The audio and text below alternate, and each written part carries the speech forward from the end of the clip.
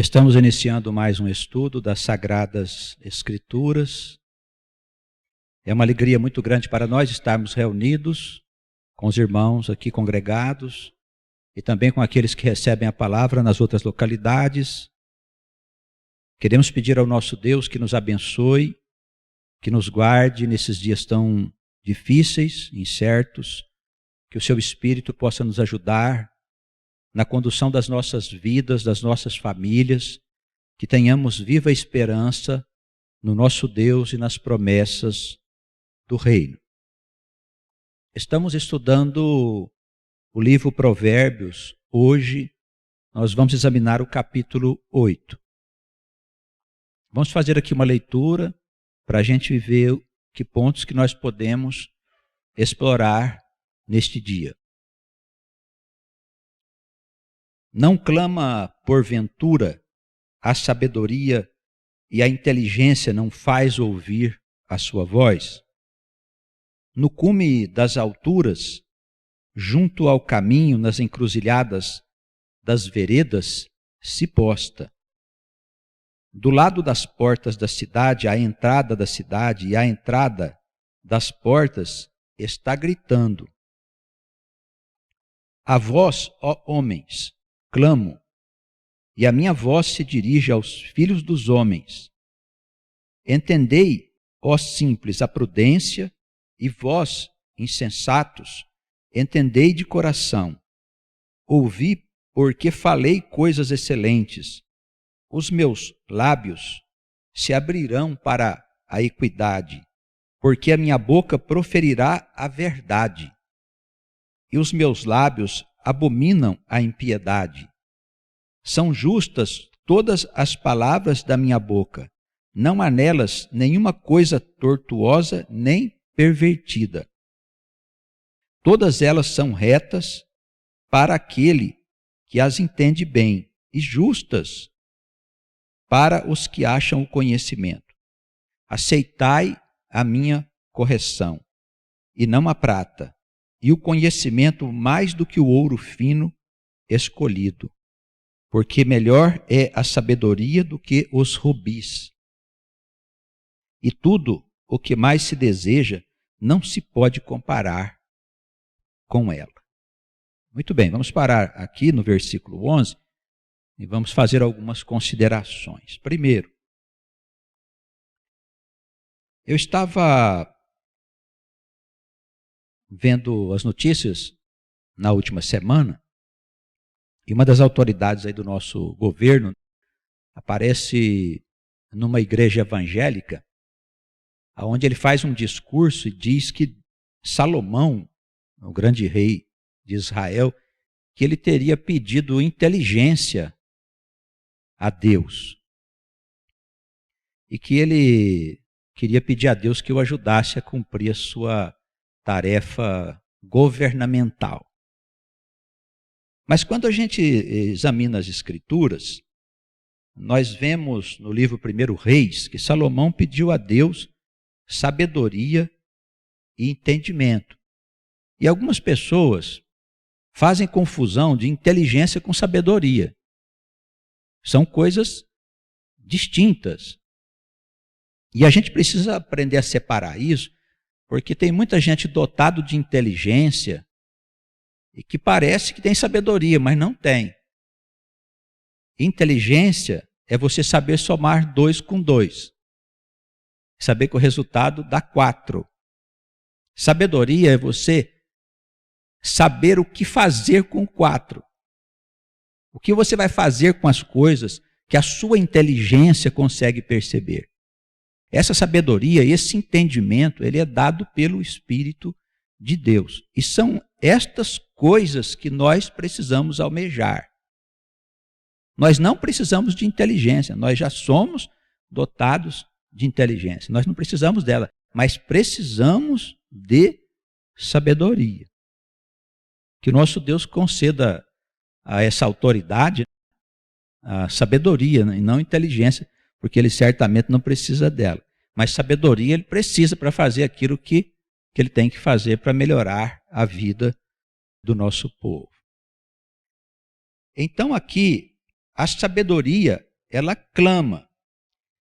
E a inteligência pode parecer aqui que se está dizendo que ela está falando também como se fosse a sabedoria. Mas a inteligência permite a gente receber a sabedoria. Então, é pela nossa inteligência que nós começamos a perceber como as coisas funcionam. Como as coisas funcionam na vida, como as coisas funcionam na criação de Deus, como nós existimos nesse lugar, de onde nós viemos, qual é a missão existencial da criatura humana, que situação que a criatura humana ocupa na criação de Deus, qual é a posição que ela ocupa, o que acontece quando nós morremos fisicamente, porque todas as coisas morrem, que são vivas, que têm vida orgânica, todas as coisas morrem, nenhuma delas ficam vivas eternamente. Certamente a vida e a morte é uma lei que faz parte da criação de Deus. Só não morre a matéria inanimada. Mas ela mesma vai se transformando conforme os ensinamentos da ciência. Ter sabedoria é compreender esses processos da vida segundo o ponto de vista de Deus. Sem compreendermos essas coisas, nós, de posse da ciência, podemos fazer loucuras. Porque a ciência também pertence à sabedoria de Deus. O homem, aos poucos, foi acumulando o seu conhecimento e hoje ele já tem posse de uma grande parte do conhecimento. E ele pode, com isso, fazer muitas coisas, inclusive aquelas coisas que podem prejudicar a vida da nossa humanidade. A inteligência, pois, é a ferramenta que faz a gente ouvir a voz da sabedoria. É por ela que nós acessamos o pensamento divino. E por meio do pensamento divino nós começamos a entender como as coisas à nossa volta elas acontecem. Precisamos pedir a Deus que nos conceda a sabedoria, porque pertence a Ele. A sabedoria é o discernimento. Algumas pessoas também entendem, e com razão, que é o discernimento entre o que é justo e o que é injusto, entre o que é certo e o que é errado. Porque os conceitos humanos, eles não podem nos dizer o que é certo e o que é errado, porque para eles o certo e o errado muda com o tempo, não é isso que a gente vê? Muitas coisas que não eram admitidas pela sociedade em outras épocas, hoje são perfeitamente admitidas, inclusive a separação conjugal. O homem, antes para se separar, era uma coisa assim, impensável. A mulher que era separada, o homem que era separado, eram pessoas mal vistas pela sociedade. Depois isso foi se tornando tão comum que o homem foi se adaptando ao tempo e aos costumes. E as leis foram mudando, os conceitos também. Então, hoje tanto faz a pessoa casar 2, 3, 4 vezes, isso não mexe nos valores dela perante os homens, mas mexe profundamente nos seus valores perante o Criador, perante Deus. Isso não tem nada a ver com religião. Eu gosto de falar isso sempre, irmãos, porque as religiões têm uma visão distorcida das coisas e uma visão radical, exagerada, fanática, condenatória. E por esse caminho nós não vamos convencer ninguém a andar com Deus. Não adianta ameaçar os pecadores. Eles precisam conhecer a verdade, eles precisam saber da verdade do ponto de vista de Deus. E aí implica nós sabermos a natureza da alma, da onde a alma vem, como que a alma foi criada. Saber que a alma nasce sucessivas vezes, naturalmente, independente de crenças. Isso é uma lei natural. Tudo aquilo que é vivo morre e nasce sucessivamente, acompanhando o movimento de ascensão do próprio universo. E aqui até assim, uma forma poética, né? A sabedoria começa a falar com o homem e dizer quem ela é. Ela diz assim: eu clamo, eu chamo por todos. No cume das alturas, sobre as montanhas, junto dos caminhos, nas encruzilhadas, nas portas da cidade, que naquela época era um lugar muito importante. As cidades eram cercadas de muros e as portas eram fortalezas, né? Ali todo mundo que entrava e saía passava por esse lugar. Então era um lugar muito importante. Do lado das portas da cidade, a entrada das portas está gritando: a vós, ó homens, eu clamo. A minha voz se dirige aos filhos dos homens. E aqui ele não está se dirigindo ao povo de Deus. Veja que o Espírito que fala aqui é o próprio Verbo de Deus. Ele se dirige a todos os seres criados. Não é só a judeus, não é só a cristãos, absolutamente. Ele está falando com todos os homens. Isso nos permite entender a universalidade dos ensinamentos dos escritos sagrados. Embora sejam dirigidos especialmente ao povo de Deus, mas os ensinamentos não são vedados. O outro que não é judeu, que não é cristão, não pode ter acesso. Não, Deus quer que todos os homens se salvem. Que todos os homens saiam das trevas e possam gozar das maravilhas da luz de Deus. Viverem felizes, em abundância, tendo as suas coisas, sabendo o que é a vida eterna, o que é a morte, o que é a vida, o que estamos fazendo aqui.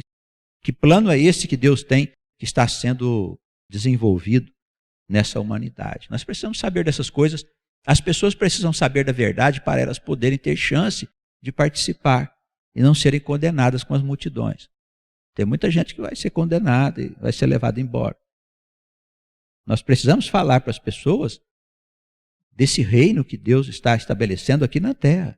É um reino que vem a nós. Não é nós que vamos para o reino. Lembra sempre da passagem do Pai Nosso, né? Lá. É o reino de Deus que vem a nós. Não é nós que vamos para o reino de Deus. Isso é uma interpretação equivocada da teologia medieval, que está na Igreja Católica e na Igreja Evangélica.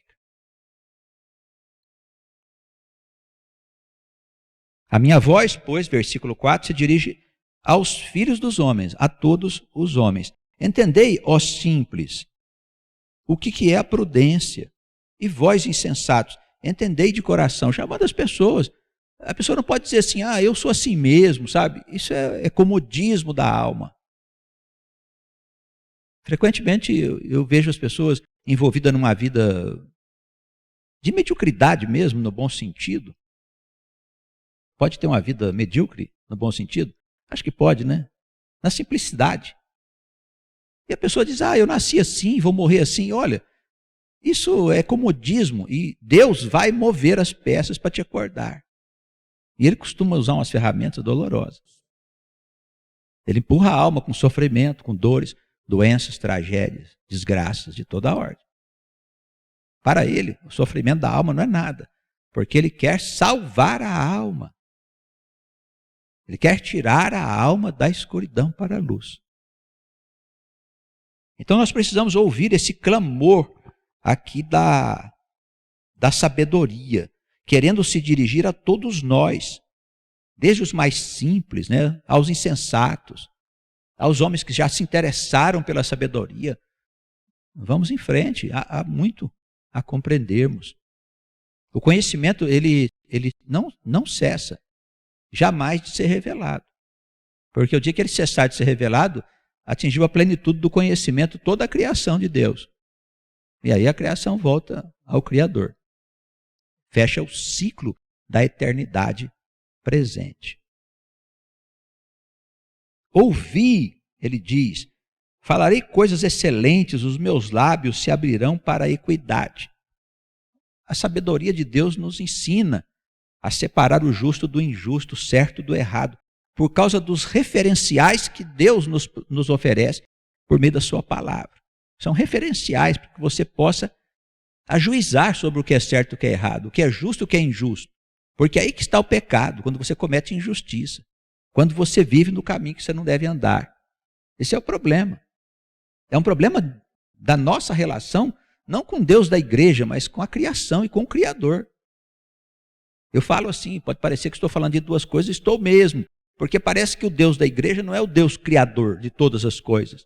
O Deus da igreja parece querer escravizar as pessoas a essa mentalidade que limita a alma ao entendimento de que ela nasce, vive e morre e sabe-se lá para onde vai. Não me parece ser esse o Deus de Israel.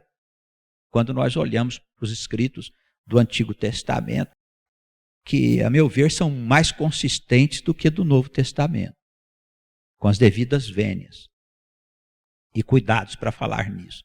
Mas são muito mais consistentes. É um Deus de mais seriedade, mais gravidade. E é o mesmo Deus de Jesus, porque é um Deus perdoador. É um Deus que envia profetas.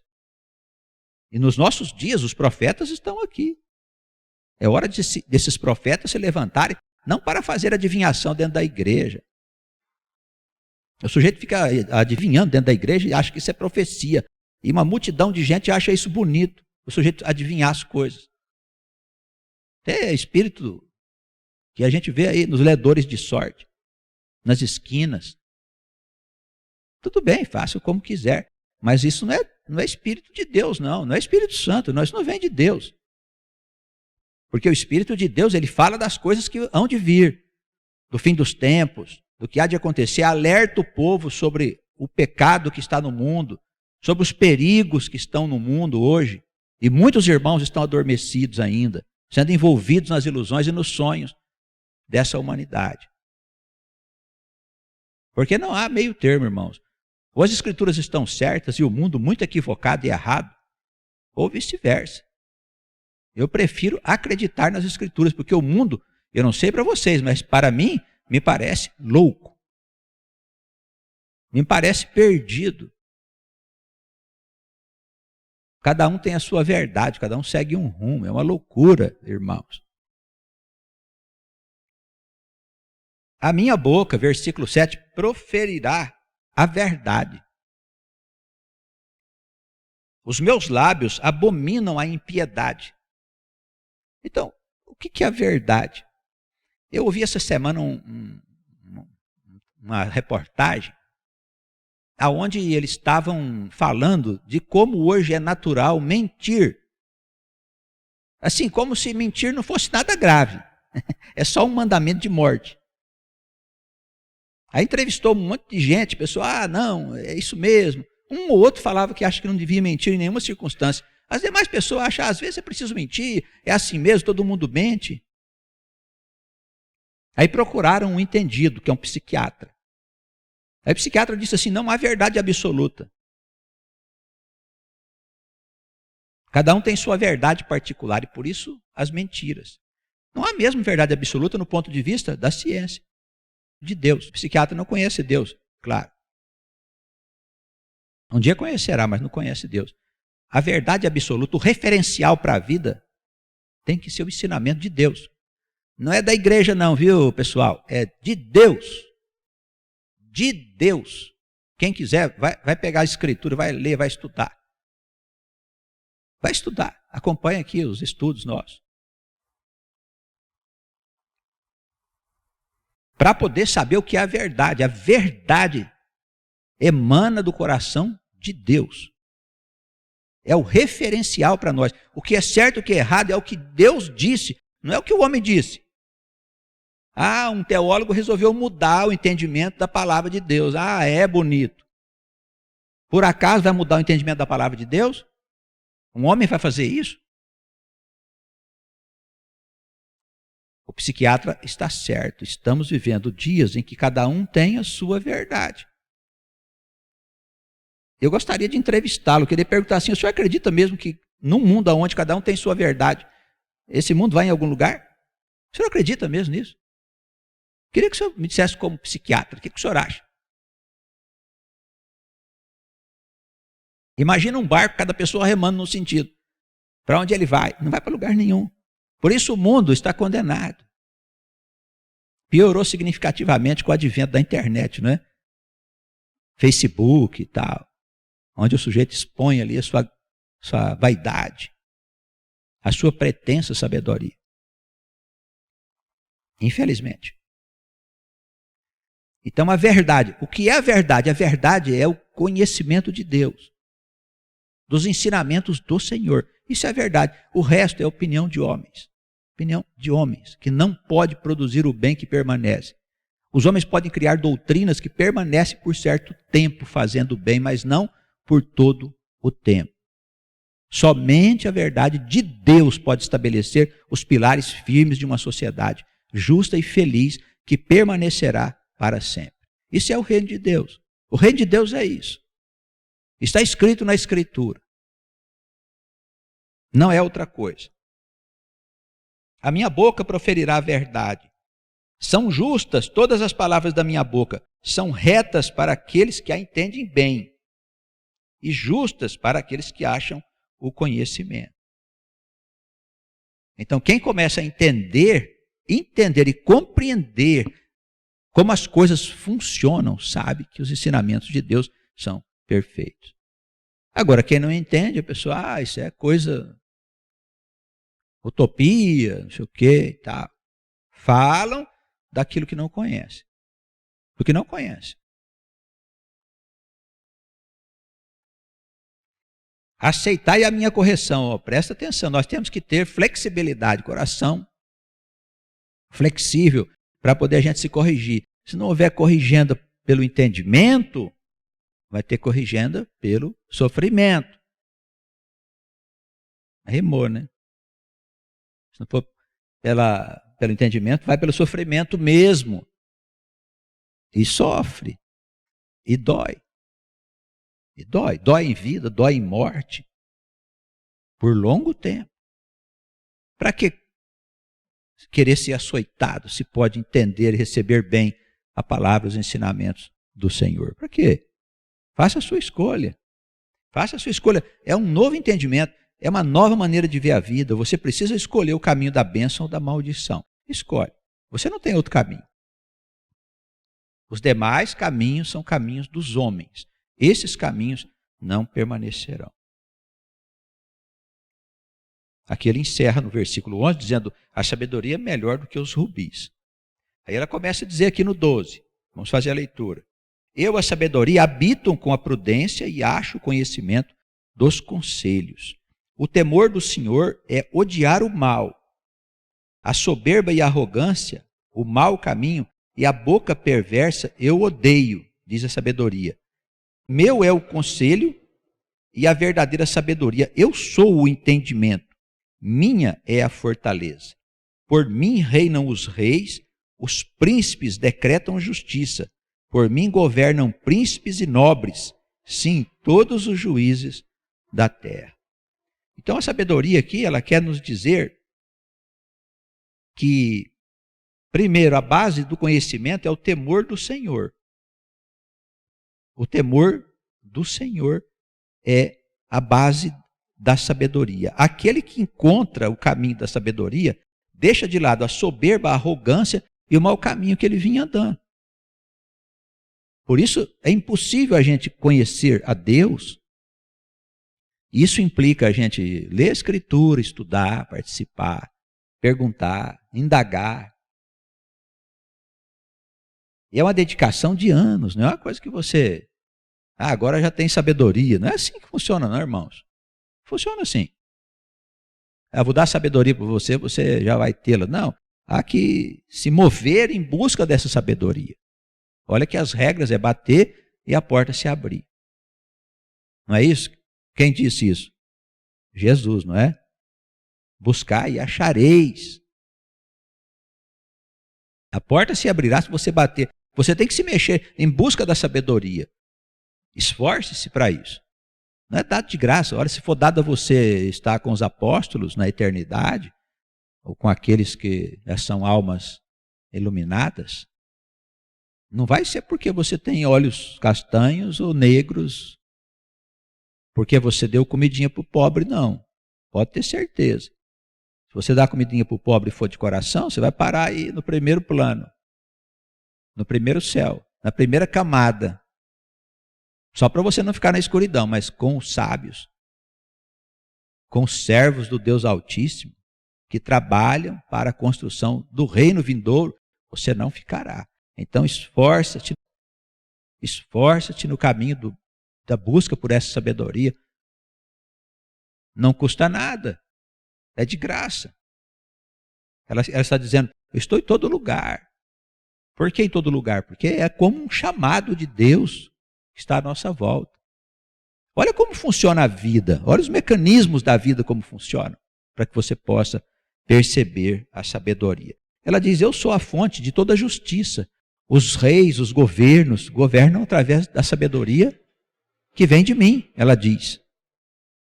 Eu amo os que me amam, e os que cedo me buscarem me acharão. Riquezas e honras estão comigo, assim como os bens duráveis e a justiça. Melhor é o meu fruto do que o ouro refinado, e os meus ganhos mais do que a prata escolhida. Faço andar pelo caminho da justiça, no meio das veredas do juízo, para que faça herdar bens permanentes aos que me amam, e eu encha os seus tesouros. Então, a sabedoria aqui, ela está dizendo assim, que ela é a fonte dos bens permanentes. Então, quando ela fala aqui de bens duráveis, por exemplo, ela não quer dizer que vai dar riqueza para a gente, ser milionário. Não é nada disso. O que ela quer dizer é que os bens que nós conquistamos com o nosso trabalho, aquilo que Deus nos dá, permanecerão. Os bens permanecerão conosco, porque são produtos que vêm do coração de Deus, dos mecanismos da criação. E nós estamos em harmonia com esses mecanismos, vivendo, caminhando com Deus. Por isso as coisas dão tudo certo para nós. O que é dar certo? É a gente ter o que comer. O que é dar certo? É a gente ter onde morar. O que é dar certo? É a gente ter com que cobrir o nosso corpo. O que é dar certo? É a gente ir e vir em segurança. O que é dar certo? É a gente deitar e se levantar, percebe isso? Quando dormimos, morremos. Perdemos o domínio sobre o nosso ser. Deus sustenta a nossa ressurreição quando acordamos. Percebem os irmãos? Morrer é isso, é adormecer e não acordar deste lado, mas do outro. Que seja assim nossa passagem, serena e suave como um sono, não é mesmo? Então, esses bens de Deus estão conosco, são bens duráveis. Se andarmos no caminho do Senhor, se continuarmos andando no caminho do Senhor, agora nos desviamos, resolvemos servir o espírito do mundo com as suas delícias que escondem a escuridão. Vimos aqui sobre o adultério, por exemplo, e aí aplica-se evidentemente ao adultério entre um homem e uma mulher, mas aplica-se também ao espírito do mundo quando a alma adultera com esse espírito. Deus é o marido da alma. Podemos falar que Cristo também é. Enfim, a imagem é sempre a mesma. Adonai é aquele que é o esposo da alma. O que a alma faz? Ela adultera com o espírito do mundo. Ela se dá ao espírito do mundo, é como se deitasse com ele, rompendo o laço de união que tem com Deus de Israel. Acha mesmo que não tem consequência? É claro que tem. A não ser que você se arrependa do que fez e volte para o Senhor. Se você não voltar, você vai se perder com as multidões. É evidente que sim. Mas o Senhor é grande em perdoar. Retoma o caminho. Não saia dele. Por que não sair do caminho? Porque o Senhor disse que uma vez que o espírito sai, o espírito do mundo, da confusão, ele dá um tempo para a alma, para saber se a alma é fiel. Mas ele volta. E se a casa não estiver preenchida com coisas úteis, ele entra com outros espíritos. E o estado dessa alma é pior do que o estado primeiro. Então, a nossa vida com Deus é de seriedade. Se eu cair, eu preciso me arrepender. Preciso andar com o Senhor a partir de então. Andar verdadeiramente com o Senhor. Não voltar mais ao pecado. O Senhor perdoa 70 vezes 7? Perdoa. Mas entre um perdão e outro, pode-se consumir períodos de sofrimento. Então, toma cuidado. O Senhor não é assim, você errou, eu vou te perdoar, está tudo certo. Aí amanhã, de novo, você na confusão aí. Está perdoado, pode ir embora, não tem problema nenhum. Depois da manhã, de novo, e assim sucessivamente, achando que Deus é o quê? Entre um perdão e outro, pode se consumir muito tempo de dores e sofrimentos. A sabedoria é, pois, a fonte dos bens duráveis, sejam eles bens materiais, para aqueles que se preocupam com isso, e bens espirituais para aqueles que não têm preocupação com as coisas materiais terrenas.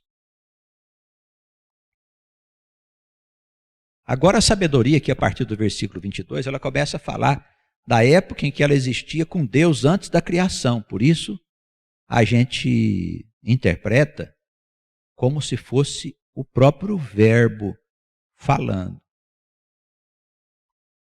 O Senhor me possuiu no princípio dos seus caminhos, desde então e antes de suas obras.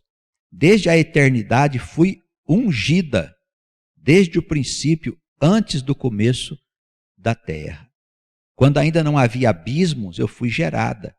Quando ainda não havia fontes carregadas de águas, antes que os montes se houvessem assentados, antes dos outeiros eu fui gerada.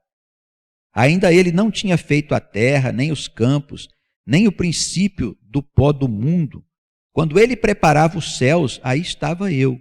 Quando traçava o horizonte sobre a face do abismo, quando firmava as nuvens acima, quando fortificava as fontes do abismo, quando fixava ao mar o seu termo para que as águas não traspassassem o seu mando, quando compunha os fundamentos da terra, então eu estava com ele e era seu arquiteto. Era cada dia suas delícias, alegrando-me perante ele em todo o tempo. Então nós vemos aí um período em que a sabedoria e Deus está coexistindo, porque ela é o próprio verbo de Deus manifesto. No princípio era o verbo estava com Deus e o verbo era Deus. Depois o verbo nasceu na criação. E segundo João, teria vindo entre nós habitar em carne, embora isso não passe de comunhão da mente do Cristo com a mente do próprio verbo, com a mente desta sabedoria aqui, que já existia antes de tudo existir. Me parece claro, há dúvida aí quanto a isso, irmãos? Parece que é bem claro, né? Passagem, muito claro. Estamos falando aqui diretamente do verbo, né? Eu era seu arquiteto, quer dizer, por meio do verbo é que Deus construía todas as coisas. Regozijava-me no seu mundo habitável e enchia-me de prazer com os filhos dos homens. Agora, pois, filhos, ouvi-me, porque bem-aventurados serão os que guardarem os meus caminhos. Então não há outro caminho. Como eu disse a princípio, existe o caminho de Deus e da sabedoria divina e o conhecimento da sua eternidade, que todos nós devemos nos esforçar para nos aproximar cada vez mais de Deus, para a gente compreender como funcionam as coisas, a nossa volta e como funcionam as coisas desse mundo e como funcionam as coisas na criação de Deus. Nós precisamos saber isso. Se a gente entender isso, nós vamos entender a vida. E aí tudo vai sendo naturalmente acrescentado. Ouvir a instrução, quer dizer, abre os ouvidos para as Escrituras, para a palavra anunciada. Ouvi a instrução e sede sábios, não a rejeiteis. Bem-aventurado é o homem que me dá ouvidos, velando as minhas portas cada dia, esperando as ombreiras da minha entrada, porque aquele que me achar, achará a vida e alcançará o favor do Senhor. Olha só, irmão, quem me achar, achará a vida. Quer dizer o quê? Que quem não encontrar essa sabedoria está morto. Pode ter inteligência, mas é morto. Não sabe discernir nada. Certo? A sabedoria, o verbo de Deus, o conhecimento das coisas eternas, nos dá a vida verdadeira. E nós ascendemos a esse verbo, a essa sabedoria, no meio dos cristãos por meio de Cristo. Ele disse, eu sou o caminho, a verdade e a vida. Então ele representa para nós o verbo. No meio dos judeus é o Adonai. Adonai representa Deus para o judeu. Por meio de Adonai, o judeu acessa a mente de Deus, que é o verbo. O verbo manifesto é, na verdade, a mente divina, que criou, sustenta toda a criação e alimenta os processos de evolução ou ascensão do universo e das almas. Então, o verbo, em todo o universo, ele governa estas coisas. Então, o verbo é uma coisa grandiosa. Está aqui falando conosco através da sua palavra. Encontre-me, ele diz, encontrarás a vida. Encontrarás a vida. Um favor do Senhor. Por que um favor do Senhor? Não custa nada. De graça. De graça. Toda essa coisa de dinheiro, tal, que o pessoal movimenta aí dentro de religiões, está tudo certo. Faz parte do direito de liberdade que as pessoas têm.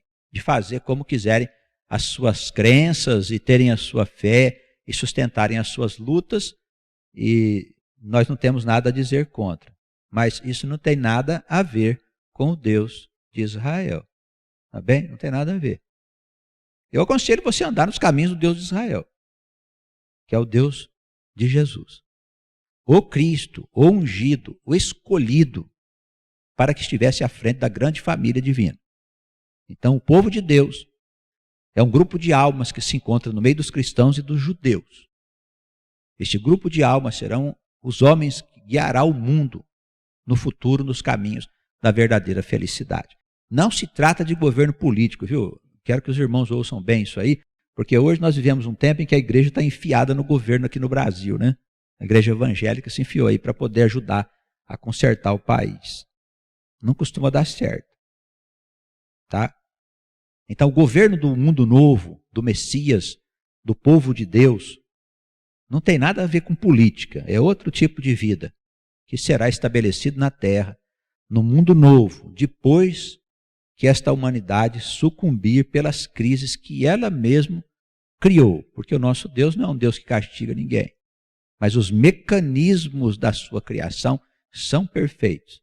E eles fazem com que aqueles que plantam a má semente possam colher os frutos amargos dessa semente. Eles precisam aprender que não podem plantar os abrolhos para colher figos.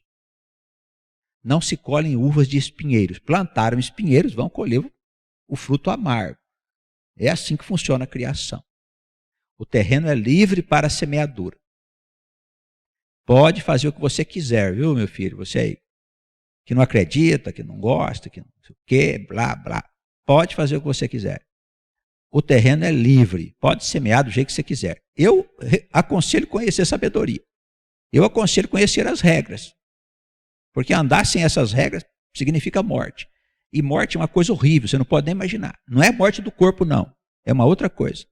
Você não sabe, é bom procurar na sabedoria o que é a morte. É algo terrível para a alma, já nessa vida e depois dela. E por todo o tempo da existência desse lugar. Então vamos ter cuidado para a gente não cair nessa armadilha, nesta cilada armada pelo diabo. Ah, faz o que você quer, está tudo certo, você é livre, hoje é moderno, tá. Vai firme aí que você vai ver o que vai acontecer com a sua liberdade. Eu aconselho a sabedoria, mas se você quiser fazer, faça. Tá? Plantar é livre, colher obrigatório. Tá bem? O que pecar contra mim violentará sua própria alma.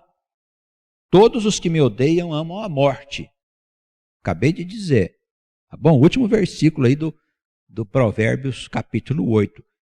O que pecar contra mim violentará sua própria alma. Todos os que me odeiam amam a morte. Então, quem não se interessa está dando lado para a morte, toma posse do seu coração. Por que violentará sua própria alma? Porque a alma é um pedacinho de Deus. Falando numa linguagem mais simples assim, para você poder entender. Viu? É um pedacinho de Deus, uma consciência individualizada, que tomou ciência da sua existência apartado do Pai. É o simbolismo daquela separação lá do Éden. E a alma tem dentro dela a própria divindade. A lei de Deus está escrita na consciência da alma, desde quando ela foi criada, pois ela pertence ao próprio Criador. E aí, quando ela faz o que não convém e abomina a sabedoria, ela entra em conflito com ela mesma. Violentará a sua própria alma. Quem não se interessar pela sabedoria de Deus é como cometer uma violência contra você mesmo. Se não quiser a sabedoria de Deus, se não quiser ter o conhecimento da eternidade, fique à vontade com a sua sabedoria. Não costuma dar certo. Tá bom? Deus nos abençoe e nos guarde. No seu amor, na sua muita misericórdia. A nós que nos reunimos aqui, ao povo que está recebendo a palavra, que nós estejamos juntos daqui a mais uns dias para continuarmos os estudos abençoados das Santas Escrituras. Que Jesus Cristo permaneça nos nossos corações para sempre. Amém.